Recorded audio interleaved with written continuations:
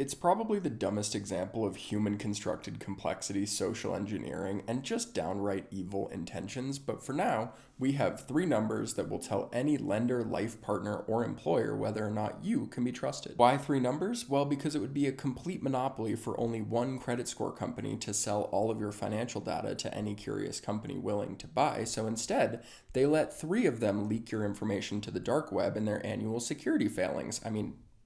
But this is one of those moments where it is just so darn profitable for them to get you to play the game that they actually make it worth your while. So here are two easy ways to get your credit score up. Each company has a slightly different split, but it's close enough that this graphic is going to work. So what we can see is that in order to make the biggest dent, we need to focus on the difference between the amount of credit that you have and the amount of credit that you use. The general rule is that you should never use more than 30% of your available credit. And in order to do this, you can of course always spend less on cards, or you can actually pay off the credit card before the end of the month so that it never gets reported to the credit bureau.